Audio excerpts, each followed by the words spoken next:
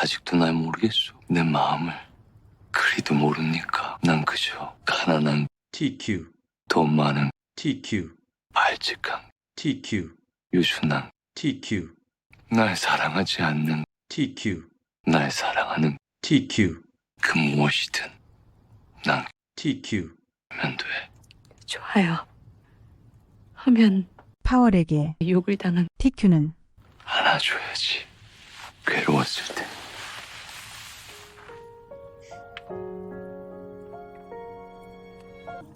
많이 아팠지. 많이 힘들었지. 다 끝났어. 이제 아무 걱정하지 말아요. 여러분, 너무 걱정하지 마시길 바랍니다. 가만입니다. 더 시저입니다. 먼저 금요일 장 마감부터 체크하고 가겠습니다. 다우산업 1.15% 상승, 나스닥 종합 2.05% 상승, S&P 500 1.56% 상승, 필라델피아 반도체 4.04% 상승? 완전히 장이 미쳐버렸군요. 필라델피아 반도체 4.04% 상승? 지수가 근래 들어서 본 적이 없는 상승폭이네요. 개미들을 다 털고 엄청나게 상승을 이뤄내었습니다. 나스닥이 투더 문 한 날이죠. 그리고 장이 마감되고 무디스 미국 신용 등급 전망 부정적으로 하향. 무디스가 미국의 국가 신용 등급을 최고 등급인 AAA로 유지하되 등급 전망을 안정적에서 부정적으로 하향 조정했습니다. 일단 상황을 보면은 장이 마감되고 악재를 터트려 버린 거죠. 이 뉴스가 나올 때 제가 깨어 있었는데 이 뉴스가 나오는 시점에서도 미국 장에서는 거래가 되었습니다. 애프터장이라고 하죠. 애프터장에서는 거래량이 적긴 하지만 어쨌든 정상적으로 거래는 됩니다. 하지만 미국장은 크게 반응하지는 않더라고요. 물론 월요일 선물장에서 바로 반영을 할 수도 있지만 어쨌든 우리가 봐야 될 것은 최고 등급인 AAA로 유지를 했다는 거죠. 만약에 최고 등급에서 떨어졌다고 하면은 시장은 또 과도하게 하방으로 반응을 했을 텐데 다행히 이 뉴스가 뜬 다음인데도 불구하고 시장은 크게 반응을 하지 않았습니다. 오랜만에 한번 가죠. 무디스 미국 신용등급 부정적으로 하향. 그래서 뭐 어쩌라고. 오늘은 미국 지수 거래를 할 때 한 가지 꿀팁을 알려드리려고 합니다. 바로 제가 쓰는 앱은 키움증권인데요. 키움증권 영웅문이죠. 관심 종목에서 키움 상위 탭을 클릭하시고 순매수 상위를 클릭하시고 여기는 주간과 일간 매매를 확인할 수가 있습니다. 순매수라는 것은 일간 또는 주간에 새롭게 매수를 하는 것을 뜻합니다. 여러분, 키움 증권에는 개미, 개인 거래자가 대부분을 차지합니다. 다시 말하면 이 순매수라는 것은 인간 지표를 체크하는 바로미터라는 거죠. 저번 주간 일주일 동안의 개인 순매수 상태를 보면은 바로 숏에 몰빵했습니다. 1위가 반도체 숏 속스 S고요. 2위가 나스닥 숏 SQQ입니다. 개인이 숏에 몰빵한 것이죠. 주가가 조금씩 반등을 해서 개인들은 주가의 하락을 베팅하고 있는 거죠. 헌데 여러분, 주가는 절대로 개미가 몰린 곳에 돈을 퍼다 주지 않습니다. 물론 개인이 숏에 베팅할 때 진짜 숏이 가는 경우도 상당히 많습니다. 하지만 확률상 개인의 순매수와 반대로 가는 경우가 많습니다. 바로 이 화면을 보고 인간 지표로 활용하고 매수 매도에 참고할 수 있다는 거죠. 100%는 없으나 매매를 하시는데 분명히 도움이 될 거라고 생각합니다. 물론 이 화면으로 매수 매도를 결정하진 않으나 그날의 동향을 임시적으로 파악할 수 있는 굉장히 유용한 지표입니다. 그리고 오늘 새롭게 멤버십을 가입해주신 미종박님, 피닉스 트리님 매우 감사드립니다. 시저스 UDT에 생각보다 구독자님들이 굉장히 많이 신청을 해주셔서 저도 굉장히 놀라고 있습니다. 그래도 지금 사람이 그렇게 많지 않기 때문에 초창기 멤버들한테는 제가 거의 1대1로 과외식으로 말씀드리고 있어요. 아주 초창기지만 지금까지는 그래도 가입자님들이 어느 정도 만족을 하고 계시는 것 같아서 기쁨을 느끼고 있습니다. 감사합니다. 그럼 공포지수 체크하겠습니다. 42. 이 공포지수가 작게 날짜를 보시면 11월 10일 6시 59분이죠. 정확하게 업데이트가 됐는지 안 됐는지 확인할 수가 없습니다. 금요일 장 마감에 엄청난 상승을 보였기 때문에 월요일 선물 시장이 열릴 시간이나 본장이 시작할 때쯤에 바로 뉴트럴로 올라갈 거라고 예상되어집니다. 현재는 그냥 무시하시면 되겠습니다. 푸드앤콜 옵션도 마찬가지죠. 금요일 장에 상승이 이루어졌기 때문에 월요일쯤에 다시 확인을 해보시면은 0.90 이하로 0.89나 88까지도 내려가 있을 거라고 생각합니다. 현재 다시 피어의 상황으로 되었지만 지금은 현재 업데이트가 안 됐기 때문에 큰 의미는 두지 않겠습니다. 월요일에 다시 한번 체크해 보도록 하겠습니다. 환율 체크하겠습니다. 환율은 이미 이평선이 꺾이고 있죠. 제가 그어드린 상방 저항선은 역시 상방 저항선으로 이제 작용을 하는 것이고요. 중앙 이평선이 꺾이고 금요일은 음봉으로 마무리하였습니다. 다시 기술적 반등을 마치고 볼린저 밴드를 찢으러 내려갔으면 좋겠습니다. 제가 보는 환율은 여기죠. 1260원에서 1280원까지 내려가 줄 것으로 조심스럽게 예상을 하고 있습니다. 그때는 또한 나스닥의 고점 어딘가 라고 생각하고 있습니다. 환율 내려가죠. 국제유가 체크하겠습니다. 국제유가는 볼린저 밴드를 찢고 내리다가 이제 다시 상승을 이뤄냈어요. 아마도 약간의 상승 전환으로 변동이 되어가는 것 같습니다. 하지만 역시나 내려오고 있는 중앙 이평선, 이평선은 시간이 갈수록 더 내려갈 것이고 상승을 한다 하더라도 내려오고 있는 이 이평선에 그 어딘가쯤에 맞고 다시 횡보를 하지 않을까 조심스럽게 예상을 하고 있습니다. 그럼 우리의 희망, 우리의 호프, TQQQ 차트 보겠습니다.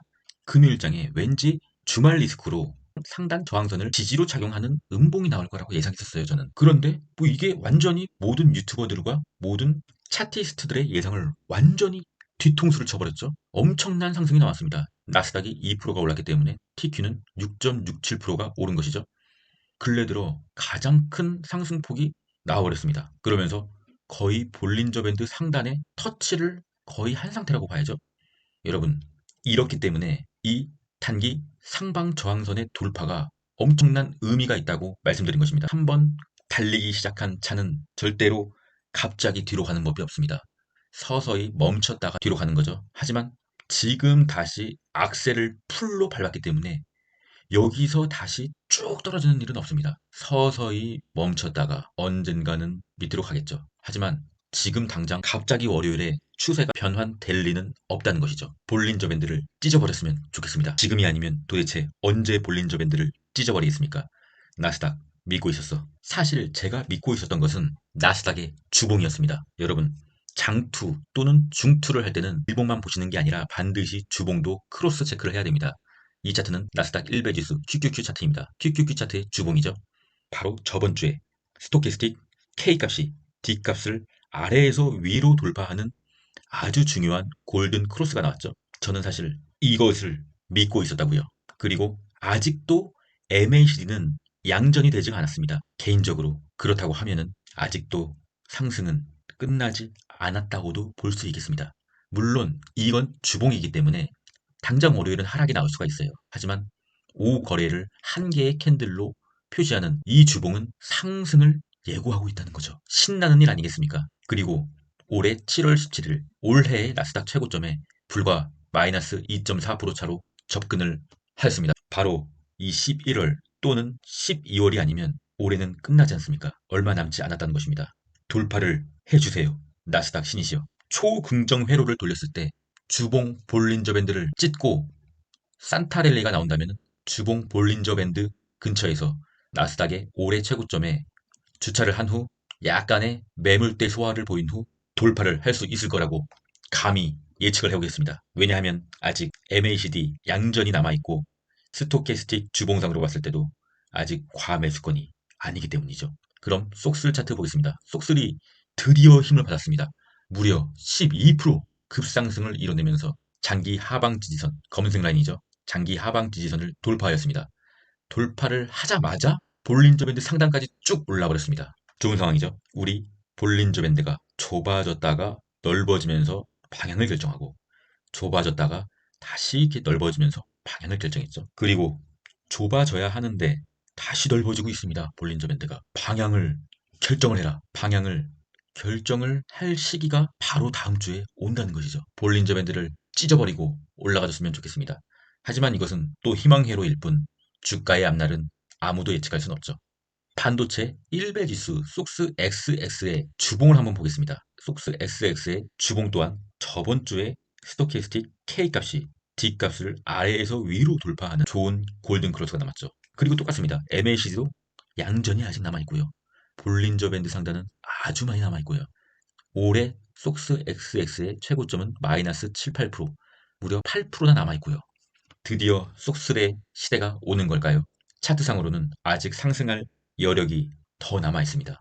속스 XX 믿고 있었어. 그리고 우리 황제주 불즈의 차트를 보겠습니다. 세배 레버리지 TQ 속슬 불즈 판구 중에서 제일 가파르게 올라가고 있는 우리 불즈입니다. 불즈는 제가 그어드린 빨간색 저항선, 무려 매물대가 미친 듯이 있는 저항선이죠. 저항선을 터치하고 살짝 오른 상태로 마감을 하였습니다. 터치를 하고 윗꼬리를 달면은 조금 저항을 받는다고 할 수 있겠지만 터치를 하고 그냥 조금 더 올라간 상태에서 마무리했습니다. 굉장히 세죠. 이거는 굉장히 센 봉입니다. 물론 월요일장에서 하락이 나올 수는 있지만 하락으로 마감하여도 다시 화요일이나 수요일에 이 지점을 다시 터치하러 올라갈 수도 있습니다.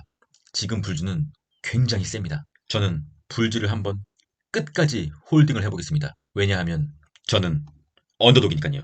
그럼 이렇게 물어보시는 사람들이 있더라고요. 그럼 CJ야, 너는 도대체 언제 매도하냐? 너는 매도 안 하면서 왜 자꾸만 여기가 저항선이다, 저기가 지지선이다, 사람 헷갈리게 하느냐? 너는 도대체 언제 매도하냐? 이렇게 물어보시는 사람들이 있습니다. 여러분, 저는 매도 안 해요. 다만 제가 여러 사람들이 보는 이 유튜브에서 잘못된 방향을 드릴까봐 지지선과 저항선 여러 가지 경우의 수에 대해서 지- 확률 높은 경우의 수는 이거다라고 말씀드리는 거지. 여러분, 저는 매도를 안 합니다. 왜 매도를 안 하냐 하면은 지금 여기서 제가 매도를 한다고 한들 저는 부자가 되는 게 아니거든요. 또한 지금 제가 여기서 큰 조정을 맞는다고 한들 제가 거지가 되는 것도 아니고요. 또한 불주가 제 포트에서 엄청난 비중을 차지하는 것도 아니고요.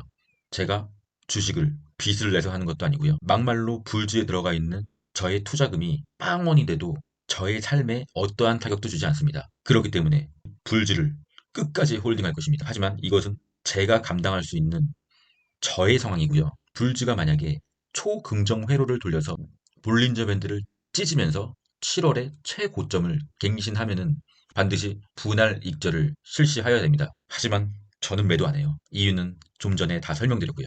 그럼 속스 S 반도체 숏 보겠습니다. 역시 제가 말씀드린 대로 속스 X는 아주 면밀하게 차트 분석을 해서 타셔야 되며 상승 추세에서는 온리 단타로만 대응하셔야 됩니다. 나스닥이 아직도 상승 추세이기 때문에 섣불리 나스닥의 고점을 예상하고 숏을 타면은 굉장히 위험합니다. 왜냐하면 숏의 월봉을 보면은 계속된 하락세이기 때문에 혹시나 잘못 매수를 할 경우 그 단가가 영원히 안 올 수도 있습니다. 그렇기 때문에 숏은 항상 신중하게 타셔야 됩니다. 제가 그어드린 단기 하방 지지선을 이탈하자마자 급락이 나오잖아요.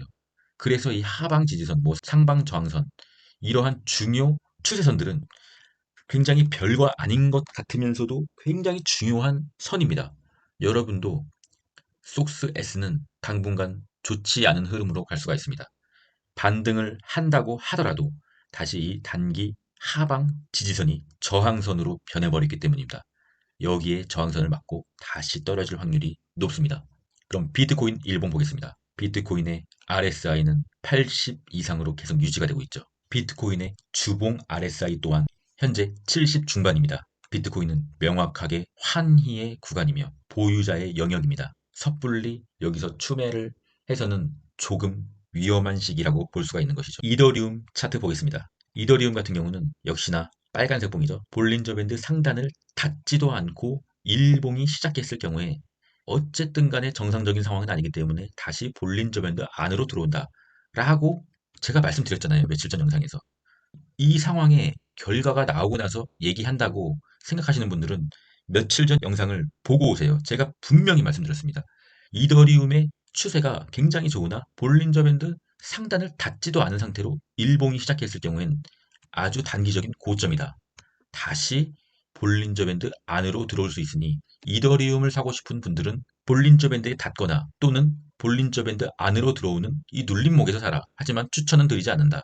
다 맞지 않습니까, 여러분? 이래서 차트를 봐야 되는 것입니다. 제가 거짓말 한 적 있습니까? 어쨌든 아직도 이더리움의 추세는 살아 있습니다. 하지만 이미 모든 보조 지표들이 고점으로 가고 있는 상황이기 때문에 절대로 큰 돈을 매수하면 안 된다고 보고 있고요.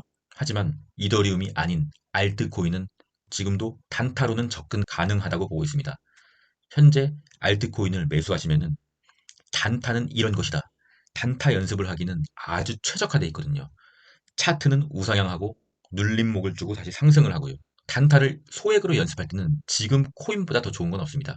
그렇다고 해서 막 1,000만 원, 1억 이렇게 큰 돈은 절대로 하시면 안 되고요. 참고하시길 바라겠습니다. 이더리움 또한 눌림목을 노려볼 수는 있으나 그래도 이제 와서 큰 돈을 매수하기는 살짝 늦은 감이 있죠. 저 같은 경우는 이더리움도 또한 이 부분에서 매수를 하였고 이 부분에서도 소액 추매를 하였습니다. 지금 홀딩을 하고 있고요.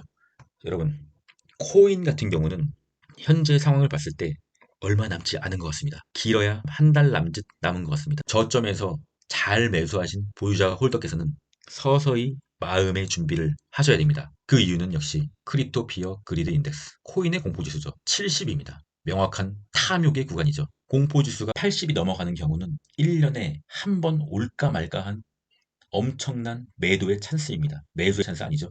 매도의 찬스입니다. 개인적인 예상으로는 이번 11월, 12월 코인의 고점 그 어딘가에서는 코인의 공포지수가 75에서 80 사이로 보고 있습니다. 그때가 만약 도래한다면 역시나 제가 영상에서 말씀드리도록 하겠습니다.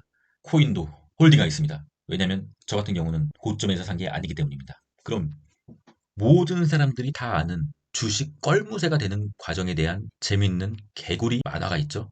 이 만화를, 이 짤을 오늘 좀 진지하게 분석을 해보겠습니다. 먼저 주가가 10%가 오르죠. 추세의 변동이 시작되고 있는 거죠. 개미는 망설입니다. 그리고 시세를 분출합니다. 개미는 망설입니다. 그리고 눌림목이 발생하게 됩니다. 왜냐하면 오를 때도 원웨이로 상승하는 주식은 없기 때문이죠. 그럼 눌림목에 지지를 확인하고 우린 들어가야 되겠죠. 매수를 해줘야 됩니다. 하지만 개미는 역시나 부정적인 마인드로 망설입니다. 그리고 이제 대불장이 시작됩니다. 개미는 또 망설입니다. 그리고 미친 듯이 상승이 나옵니다. 여기서 우리가 한 개 봐야 될 것은 현재 코인의 지점은 이 컷과 이 컷, 이 중간 어디쯤입니다. 기억해 두세요. 다시 한번 얘기하겠습니다. 이 컷과 이 컷 중간 어디쯤이 현재 코인의 상황입니다. 그럼 나스닥은 어디쯤이냐고요? 나스닥은 우상향입니다. 나스닥은 홀딩이에요. 나스닥은 알 수가 없습니다. 왜냐하면 나스닥은 우상향이기 때문입니다. 어쨌든 다시 이 짤로 돌아와서 현재 코인은 이 컷과 이 컷 중간 어디쯤인데 개미는 역시나 망설이다가 못 샀으면 여기서 망설이는 게 이 개구리가 맞아요. 왜냐면 개구리는 못 샀기 때문에 이렇게 망설이는 게 맞는 거죠. 하지만 바보 같은 개미들은 최고점에서 역시 매수하게 되죠.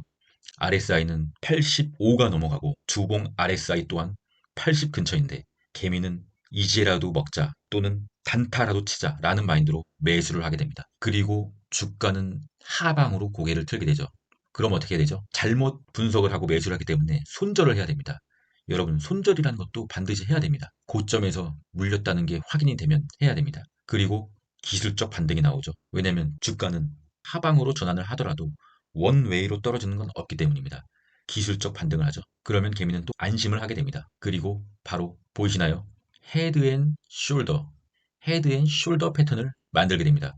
개미는 또 안심을 하게 되죠. 그리고 바로 오른쪽 어깨가 무너지면서 급락이 나오게 됩니다. 최소한 기술적 반등에는 오른쪽 어깨에서는 매도를 했어야 되는 것이었죠. 그리고 다시 약소한 기술적 반등, 그리고 완벽하게 무너지게 됩니다. 여기서는 뭐 어쩔 수가 없는 거죠. 개미는 20%라도 건지고 매도를 하게 됩니다. 여기까지가 실제로 수많은 개미들이 겪는 주식에서 돈을 잃는 패턴이죠. 그리고 다시 기술적 반등이 나옵니다. 그리고 만화는 이렇게 마무리를 하게 되죠. 100%의 상승으로 개미 개구리가 미쳐버리는 마지막 짤로요. 하지만 이러한 경우는 이 만화를 재밌게 만들려고 엔딩을 이렇게 마무리를 한 거고요. 실제로는 그냥 여기서 끝나는 거죠. 그러면 우리가 이러한 결말을 맞지 않기 위해서는 뭐를 해야 될까요? 바로 차트 공부를 해야 됩니다. 차트 공부를 안 하면은 1년이 지나도 5년이 지나도 10년이 지나도 여전히 이러한 메비우스의 띠에서 벗어나지를 못한다고요. 무조건 공부를 해야 됩니다. 나는 너무 시간이 없어서 공부를 할 시간이 없어. 주식이 공부로 되는 것도 아니지 않느냐. 그러신 분들도 물론 많습니다. 그러신 분들은 뭐 제 유튜브라도 좀 보세요. 예, 제가 최선을 다해서 유튜브 영상을 계속 업데이트를 하고 있지 않습니까? 앞으로도 계속 업데이트를 하겠습니다. 조금 더 관심이 있으신 분들은 멤버십 한번 신청해 주시고요. 마지막은 임재범의 명언으로 마무리하겠습니다. 싱 어게인을 보다가 문득 굉장히 마음에 드는 말을 임재범 님이 해주셨기 때문에 오늘은 특별히 임재범의 어록으로 마무리하겠습니다. 무는 본인이 열어야 합니다. 누가 열어주는 게 아니에요. 잠근 사람이 없기 때문입니다. 여러분, 지금 나스닥이 굉장히 많이 올랐지 않습니까? 7월 고점 대비해서 얼마 차이도 안 나요. 사실상 전고점이라고 봐도 무방합니다. 만약에 지금 여러분의 계좌가 아직도 마이너스를 겪고 있다면 여러분의 매매는 분명 무엇인가 잘못됐다는 것입니다. 그렇다고 한다면 매매법을 바꿔야 됩니다. 바꾸지 않으면 여전히 마이너스입니다. 여전히 마이너스로 갈 거예요. 나스닥이 전고점을 뚫어도 마이너스로 갈 거란 말입니다. 매매법을 바꾸십시오. 문은 본인이 열어야 합니다. 월요일에 나스닥은 하락할 수도 있습니다. 왜냐하면 금요일에 너무 많이 올랐기 때문이죠. 하지만 추세가 바뀐 지는 이미 조금 되었습니다. 추세는 상방으로 틀어졌습니다. 좋은 주말 보내시고요. 그럼 저는 끝까지 가겠습니다. 이상입니다.